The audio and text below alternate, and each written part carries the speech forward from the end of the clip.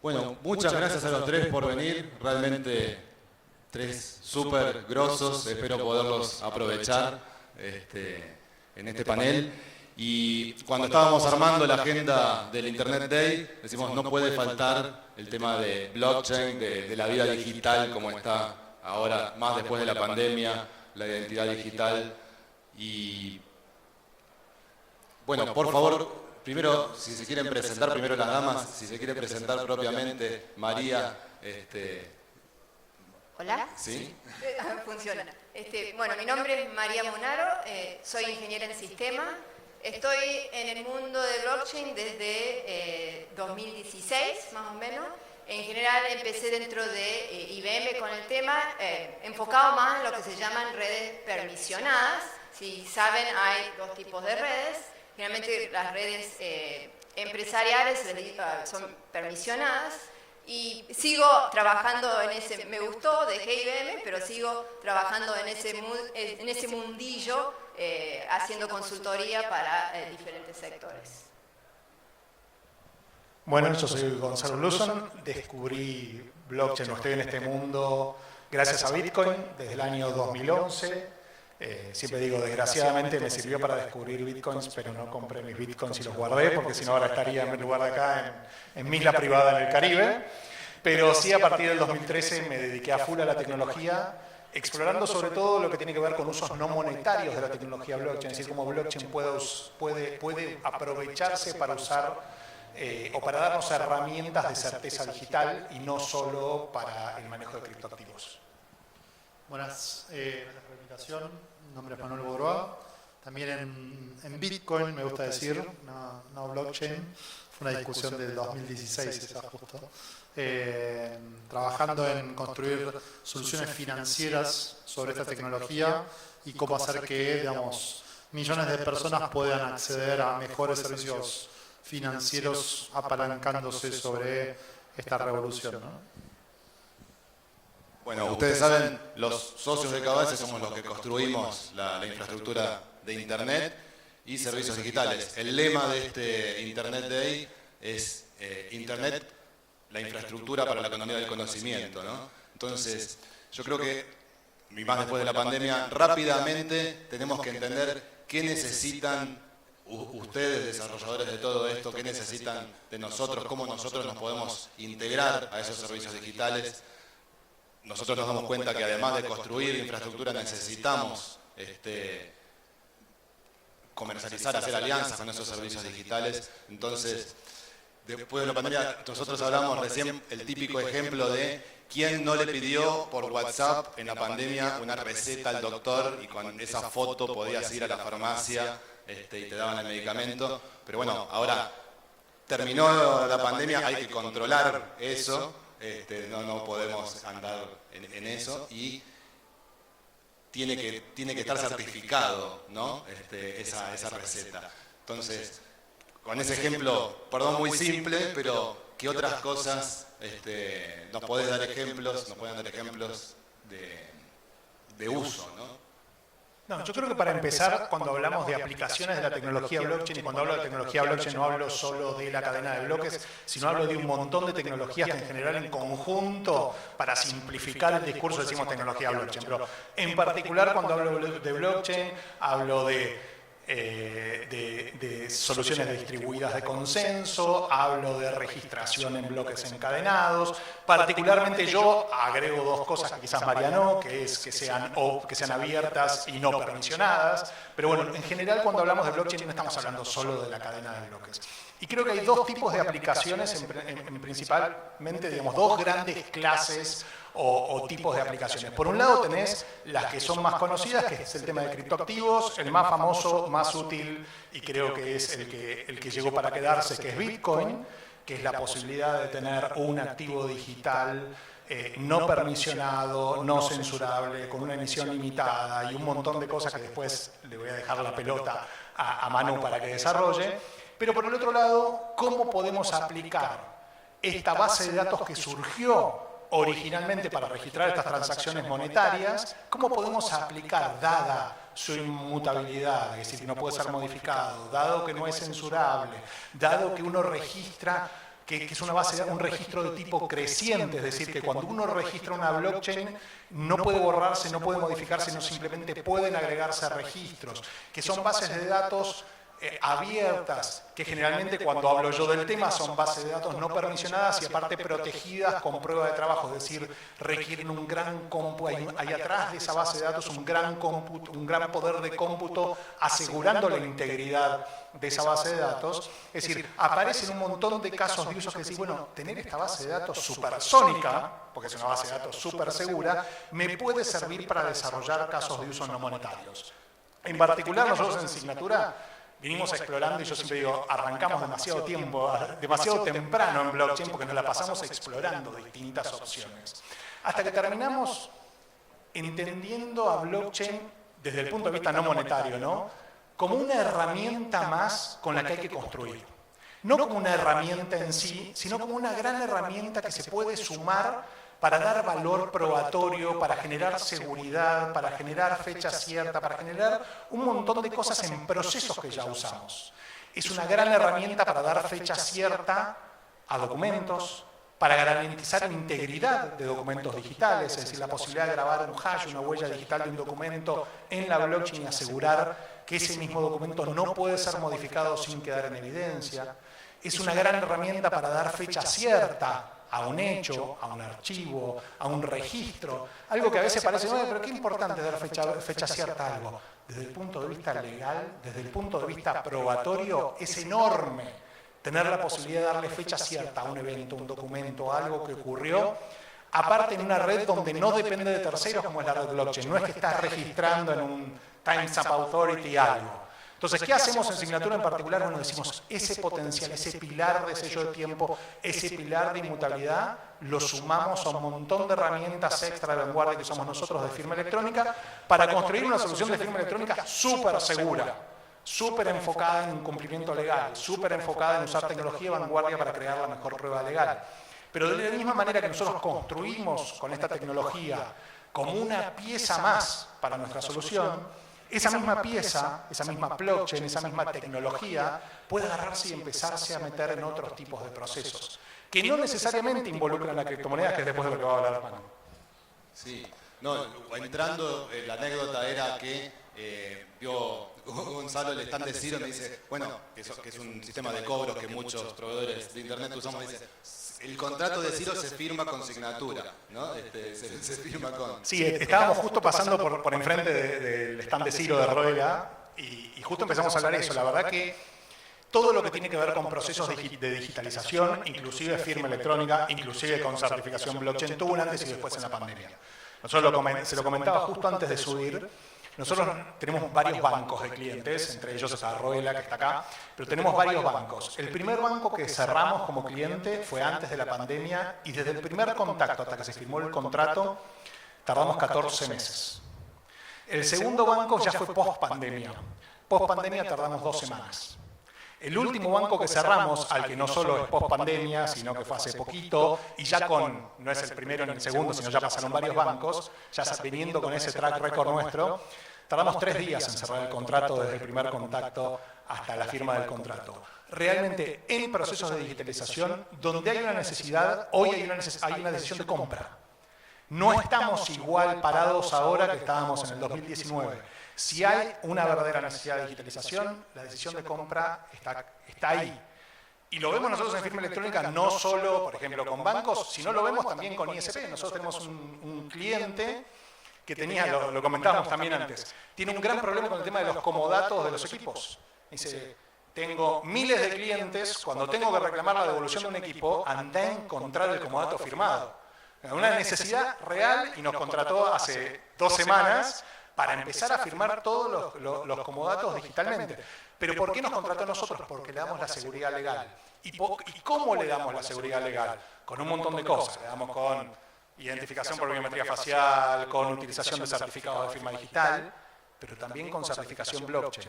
Por eso digo, la tecnología blockchain la podés usar como algo aislado, como una solución monetaria, pero también la podés usar como una herramienta para mejorar tus procesos, para darle más seguridad y garantizar la integridad de tus documentos, de tus firmas, de tu proceso de logística, de tu proceso de transparencia, de tu licitación, de un montón de cosas más que solo transferir dinero. Hay un potencial ahí mayor. No sabés cómo queremos cuidar los equipos ahora, Gonzalo, con lo que están en dólares, que querés recuperarlos, esos equipos en como dato, como loco.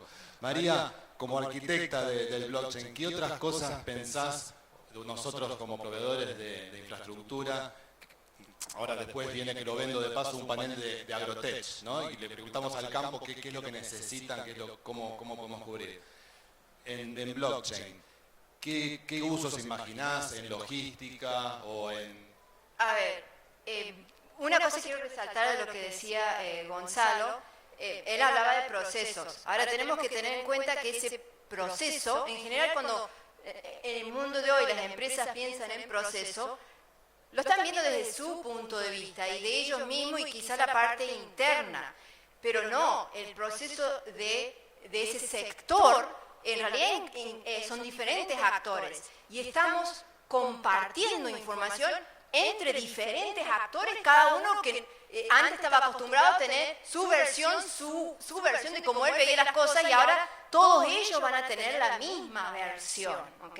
Y van a saber quién hizo. Él decía, tenemos fecha cierta, pero no tenemos solo fecha cierta, tenemos personajes ciertos también. Y es muy importante para los negocios eso porque ahí está la responsabilidad. Y eso lleva a otro tema, porque especialmente cuando estamos representando cosas que surgen del mundo real, que no nacieron directamente en el mundo digital, quiera o no, tenemos que tener en cuenta que genuinamente puede haber errores. O sea, lo que haya registrado, está registrado, la fecha es cierta, lo hizo fulanito de tal, pero se equivocó fulanito de tal. Y como red, como integrantes, tenemos que tener en cuenta eso y no decir, este es un avivado, realmente me está queriendo entongar, me quiere sacar algo. No, puede ser genuinamente un error, tenemos que tener, eso es parte de lo que se llama la gobernabilidad de la red, ¿no? ¿Qué pasa no solamente en las redes permisionadas, en las redes abiertas también? ¿Qué pasa cuando un grupo quiere decidir tomar cierta acción? Yo tengo cierto tipo de activo que me permite tomar decisión. Bueno, ¿está bien que vayan para ese lado o que vayan para otro lado? Hay un montón de consecuencias, ¿no? Y yo veía que estaba el panel de Agro hablando de eso y yo decía, qué importante, porque digo yo pensaba, fui a Barrial, San Juan. Barrial San Juan en su momento tiene una sola antena en la punta de un cerro.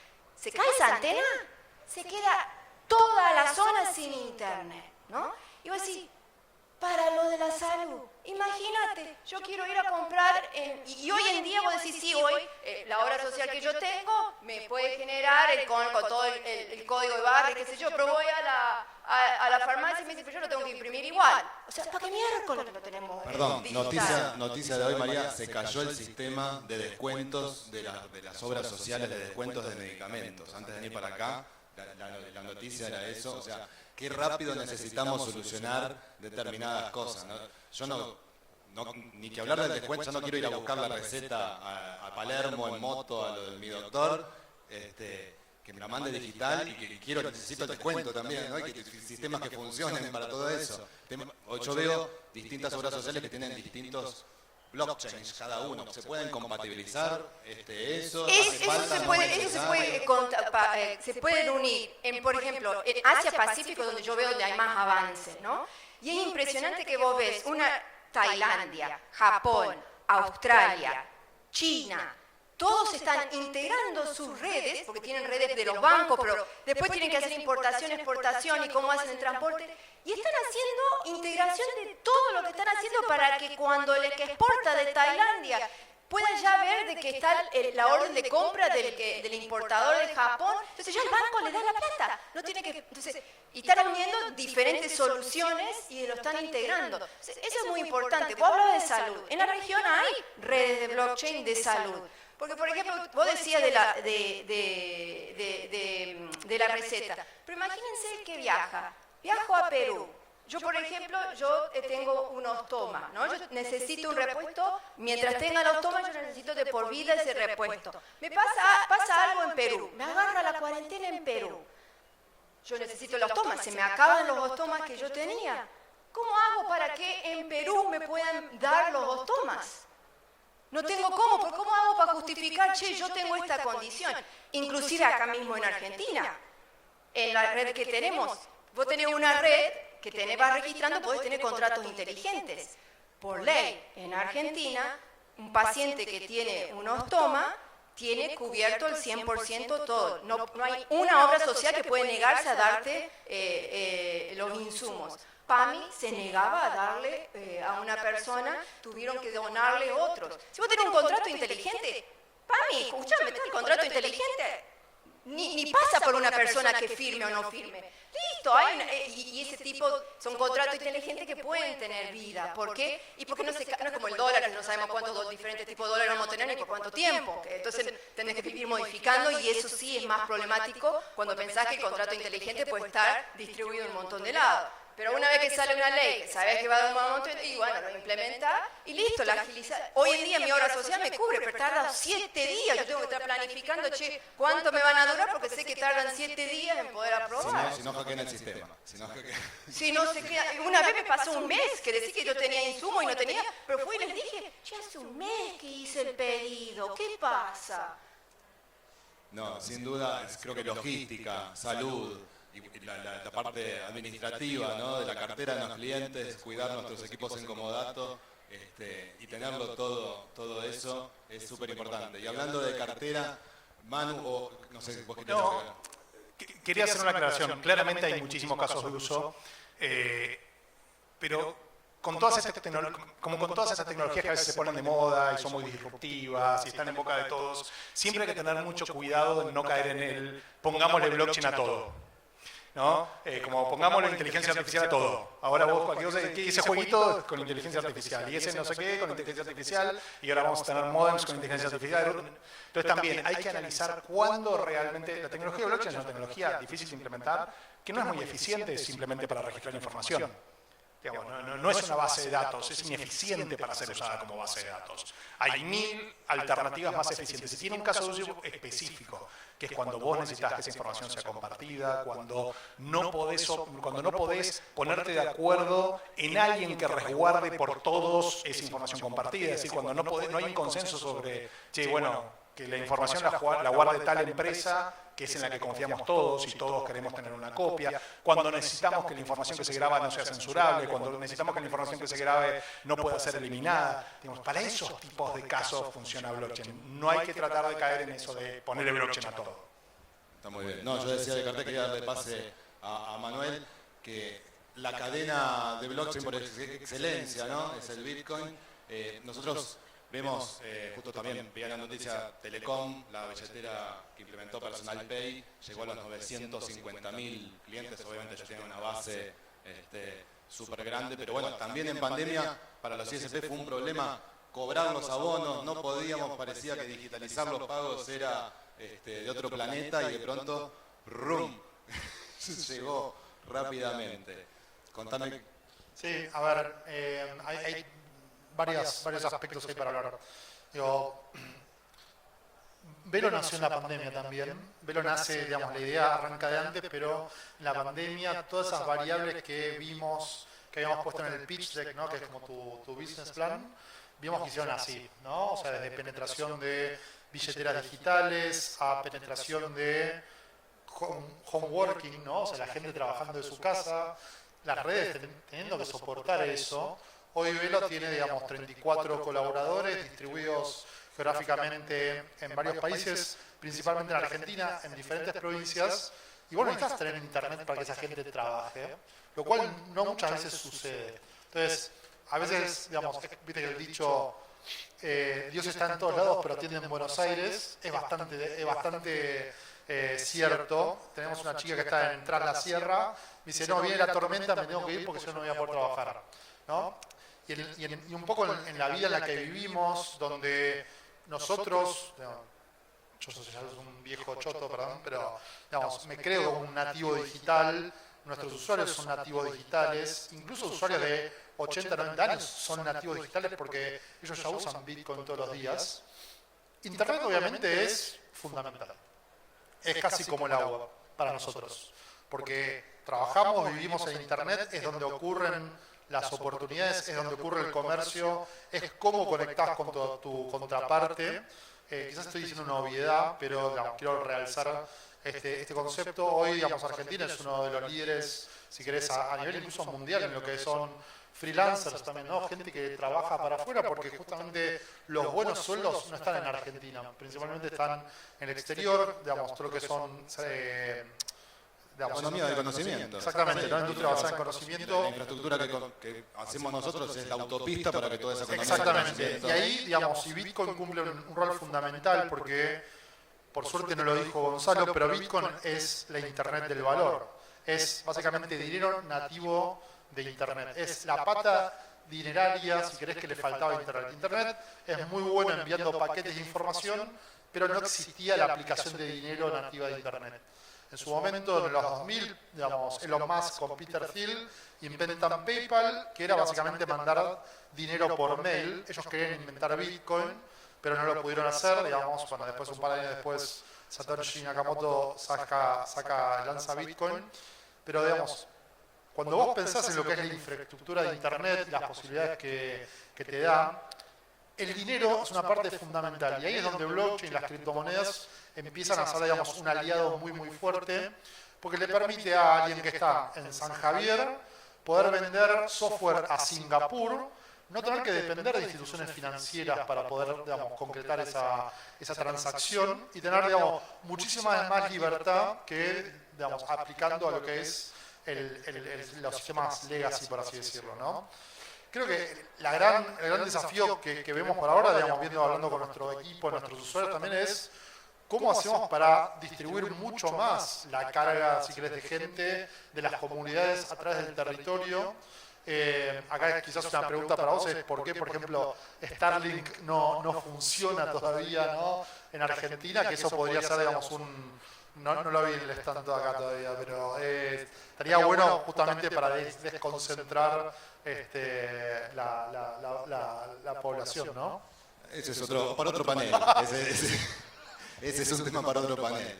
Pero, no, justo que mencionabas inteligencia artificial, mañana vendo otro panel, mañana tenemos un panel de inteligencia artificial que viene Diego Fernández del Gobierno de la Ciudad, está el tema de identidad digital. Y ahí me pasa una cosa, con esta inteligencia artificial, que de pronto aparecen las personas que parecen ser y no son, poemas que parecen escritos. Yo veo, hay un tema de confianza también, ¿no? Yo hago telefonía, tenemos un tema de confianza, son el teléfono y dicen, no, el número desconocido, no. Entonces, hay un tema de seguridad en la red, de confianza en la red. La inteligencia artificial creo que más de confianza nos da en algunas cosas, de saber si son reales o no, o si son de imágenes generadas o no.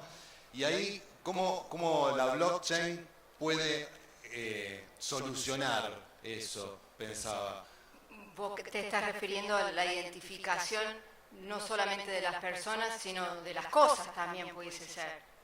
Y sí, hay diferentes niveles de avances en diferentes sectores, ¿no? En el caso de la Comunidad Europea, por ejemplo, está desarrollando un estándar para la comunidad de cómo debe ser la identidad descentralizada. Es decir, que no tenga que ir a Italia o no tenga que ir a tal banco para poder decir yo soy fulanito de tal, sino porque yo lo llevo, supongamos, en el celular y yo me presento en cualquier lado y esas personas van a poder comprobar de que la información que yo tengo es ahí y que yo soy quien digo ser. ¿Okay? ¿Por qué? Porque parte de los problemas es que hoy en día ¿qué hacen los bancos? Y los bancos tienen toda tu información. Pasan a ser repositorio, cualquiera que tenga mucha información tuya, es un repositorio para los hackers. ¿A cuánto no les han llegado a veces? Hackearon tal lado, cambien las claves porque pasa tal cosa, ¿no? Entonces es también para las empresas una responsabilidad de tener eso. Y existen, por ejemplo, y no solamente de las personas físicas, inclusive existen de las personas jurídicas. Poder comprobar que una empresa realmente es esa empresa, que tales son los actores, el presidente, lo que fuesen los diferentes sectores. Y pasa con los autos también. Hay una red de identidad descentralizada de los autos que usa IoT.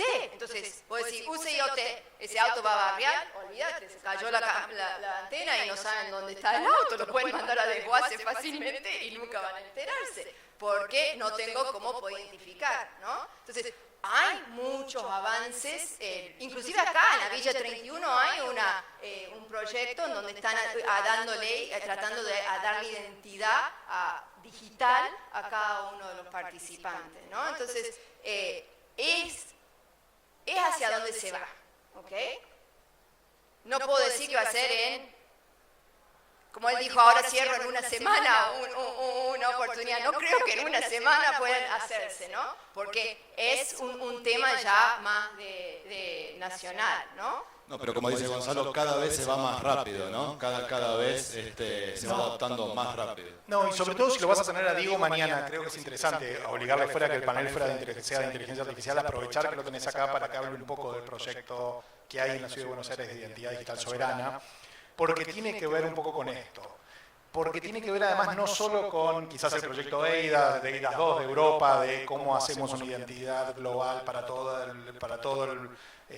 Europa, sino porque está aplicando estándares de identidades descentralizadas, de identidades sobre blockchain, que permiten que no solo el Estado sea o el gobierno sea quien dice, bueno, sí, vos sos Gonzalo Blusón, sino que te permite construir una identidad con testimonios de otro tipo de organizaciones o de personas. Es decir, uno va construyendo una identidad descentralizada, digamos, uno tiene, no sé qué tan técnicos somos todos, pero uno tiene una clave privada, una clave pública, y esa clave pública, a esa billetera que uno tiene de blockchain, le van asignando testimonios. ¿Qué te dice? El gobierno te puede decir vos sos Gonzalo Blusón, pero una universidad te puede decir vos sos abogado. Un curso que vos hiciste te puede decir vos sos programador front-end. Un préstamo que vos tomaste te puede dar un testimonio de buen pagador. Y esto en su conjunto puede empezar a construir una identidad de tipo reputacional. Y las identidades reputacionales, conectadas con Bitcoin o con otro tipo de criptomonedas, empiezan a permitir descentralizar y automatizar todo un tema de créditos y de préstamos. Sí, y ahí te agrego algo que es sumamente interesante. Hoy hay tecnología que se llama Zero Knowledge Proof, que es básicamente poder identificar a una persona sin tener que proveer los datos identificables de la misma, ¿no? O sea, yo sé que Gonzalo es Gonzalo sin que Gonzalo me diga que él es Gonzalo. Y ese tipo de cuestiones, digo, para identidad, para un trámite, para una transacción o lo que sea, digamos, cualquier función que obviamente que tenga sentido, ¿no? No tener que estar guardando esta información, hace un montón, de sentido de la redundancia, empezar a aplicar, digamos, esta tecnología, porque el día de mañana, digo, todos estamos un poco al alcance de un hacker, lamentablemente, y, digamos, a veces no exponer esa base de usuarios y digamos, poder de alguna manera tener una capa de abstracción que represente eso, a uno también le da mucha más seguridad, ¿no? Sí, inclusive uno va a pedir yo trabajo en una empresa en Estados Unidos que está dedicada a hacer una solución para los préstamos hipotecarios. Y una de las cosas que suceden con frecuencia es el sesgo que hay, porque ven una minoría, porque es negro, porque es latino, porque es asiático, y buscan más bien al que es blanco, que ojos color celeste y demás, y con ese siguen trabajando. Si ellos no viesen la cara, solamente se fijan, tiene un ingreso superior a tanto, tiene tal edad, o sea, no es 90 años, sino que saben que es mayor está en tal rango. No saben cuál es su raza, no saben cuál es. En base a datos fríos, pudiesen darle un préstamo. Y después si lo conocen, supongamos, lo conocen más adelante, resulta ser que es de piel oscura. Pero ¿qué importa? Él tenía como para poder comprar. Hoy en día los bancos son evaluados allá por eso. Entonces, y eso es muy importante. Uno va a un bar. En el bar vos tenés que mostrar el DNI. Ya saben mi edad. Yo no quiero que sepa qué edad tengo, que sepa que soy mayor de 21, que sería lo que es knowledge proof, ¿no? Pero también sabes dónde vivo. Porque ahí está donde vivo. Sabe en realidad si no nací acá, cuál es mi nacionalidad, si es de un residente permanente. Y en realidad, ¿qué le importa? Si no, lo que tendría que importar es si cumplo o no cumplo con la edad límite, ¿no? Esa es la idea de Zero Knowledge Proof. Solamente te fijas en el dato frío y no sabes de nada porque en realidad no te tiene por qué interesar. Sí, no, parecen problemas extraños, pero no lo son tanto y te los llevas de frente. Yo voy a usar, perdón, no sé si está justo en la sala ahora Douglas, que es un técnico de Cabase del staff, que nos pasó, la semana pasada fue a México y perdió el celular. Y me llama el domingo a la noche desesperado, Nacho, perdí el número, tengo que recuperarlo, tengo ahí el coso de la obra social, el niño, el crédito, las claves si hago la aportación, me voy al formulario, presento, que si todo hubiera una identidad digital, podés firmar el contrato digital, hacer la aportación de atrás del número de teléfono hay un montón de cosas que no nos damos cuenta, ¿no? Pero poner en orden eso, yo en telefonía veo muchos proyectos donde incluyen blockchain hasta para la tarifación de las llamadas, que ahí es como decís, el Bitcoin es la monetización de la Internet. La verdad que parecen problemas de extraterrestres, pero no, de pronto viene una pandemia, viene un problema y te lo llevaste de frente en tu vida cotidiana. No sé si hay alguna pregunta del público, si alguien quiera hacer. Te quería agregar un caso de uso más.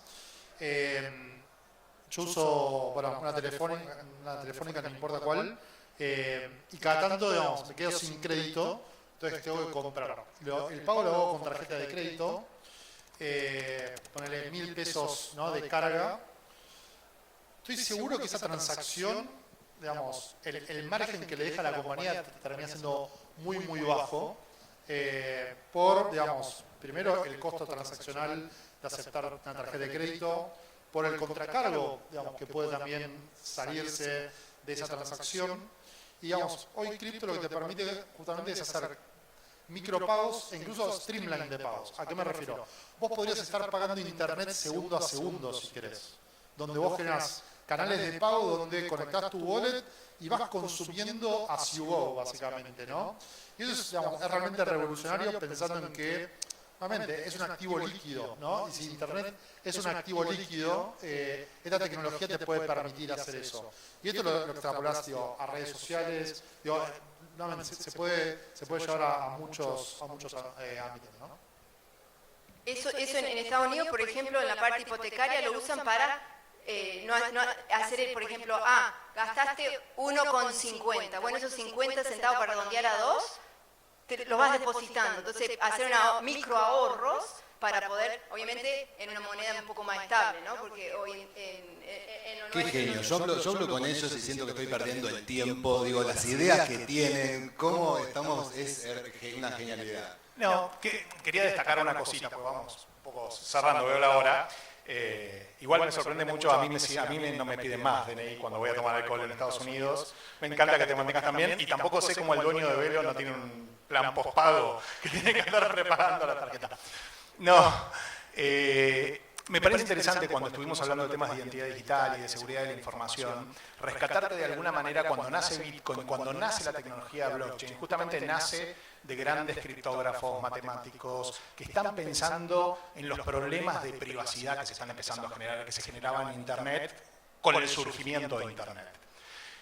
Bitcoin sale un poco para luchar y para permitir este intercambio de dinero privado en su momento, y es bueno, en algún momento quizás perdió el rumbo, y es bueno ver cómo la tecnología hoy de nuevo se está preocupando por los aspectos de privacidad, que fue siempre la preocupación original de quienes desarrollaron esa tecnología. Entonces, de repente, como las tecnologías, Bitcoin blockchain es una tecnología que está en constante evolución, pero que siempre de alguna manera vuelve a las fuentes y vuelve hacia lo importante. Muchas gracias. No sé si había una pregunta. Allá levantan la mano y acá Raúl. Hola. Una pregunta que me hago cada vez que aparecen esos mails que te dicen que te van a hackear la máquina, que tenés que depositar dinero en una cuenta. La pregunta es posible hoy día que haya gente que pueda tener cuentas legales y estar totalmente anonimizado, lo cual está permitiendo este tipo de fraudes? A ver, primero preguntaría si están haciendo bien el backup de su información, ¿no? O sea, porque esto es una herramienta, en definitiva. Es una muy buena herramienta porque es dinero, digamos, digital, es pseudoanónimo. La buena noticia es que es trazable, entonces, digo, a diferencia del dinero en efectivo, puedes ver dónde está, cómo se mueve, pero, digamos, voy a hacer quizás una analogía un poco fuerte, pero es lo mismo que un arma. Digo, el tema es cómo lo utilizás, ¿no? Si lo vas para cazar el alimento que está buscando o salir a matar gente en la calle, ¿no? Hola, buenas tardes. Tengo una empresa que genera contenido con derecho de autor, de imagen y voz. ¿Cómo en la vida real puedo usar blockchains para evitar que se use mi material sin permiso? Que se pueda autenticar o haya una forma de evitarlo a través de blockchains. Gracias. Que se use sin permiso me parece más difícil. Que poder comprobar que eso que se usó es de fulanito de tal, eso sí. Hoy existen redes en donde uno puede puede ser de Bitcoin, de Ethereum, red permisionada, hay varias. Pero yo puedo, se puede comprobar de que eso que se creó, la propiedad intelectual es fulanito. Ahora, de ahí a que haya algo que pueda cortar de que alguien lo esté usando, tanto no me animo a... Sí, hago una aclaración por si te interesa. Hay dos tipos de registraciones que puedes hacer, ¿no? Desde el punto de vista legal. Son declaraciones constitutivas de derecho o declarativas. Si son constitutivas de derecho, no tenés ninguna opción de usar ninguna tecnología para hacer ese registro. Si son tipo de registraciones de tipo declarativas, claramente blockchain es una gran solución para tener la prueba que después vas a usar judicialmente para probar que vos eras el creador de ese medio, de esa herramienta, de lo que estés probando. Hoy blockchain no tiene una policía que pueda enforzar ninguna cosa que vos registres. No existe la policía de Bitcoin que si alguien te lo usa va y le pega al que lo usa. Así que no hay una manera de enforzar. La manera de enforzar es vía la justicia. Sí, blockchain es una gran herramienta para registraciones de tipo declarativo. Sí, ahí te agregaría un tema más que es hacer de tus activos, que es el contenido algo más líquido, podés hacer NFTs de ese contenido y vos, digamos, vas a ser dueño del mismo in eternum. Cada pase de propiedad, cada transacción donde alguien compra o vende, vos siempre vas a estar recibiendo un porcentaje de ese royalty, básicamente, ¿no? Entonces, justamente hablando de Internet, entendiendo que, digamos, es muy difícil controlar eso, bueno, quizás verlo desde otro lado, ¿no? No, y para hago una aclaración porque soy el malo de la película. Los NFTs para arte digital me parece algo espectacular, pero tampoco evitás que le hagan botón derecho guardar como y se guarda en el JPG. No, digamos, justamente la parte del enforzado es algo que desgraciadamente hay que ir por la vía legal, no queda otra. Pero hay que explorar. Si estás creando arte digital o piezas digitales, el mundo de los NFTs es un mundo nuevo. Metete porque te va a volar la cabeza. Bueno, estamos en tiempo. Un aplauso, por favor. Muchísimas gracias.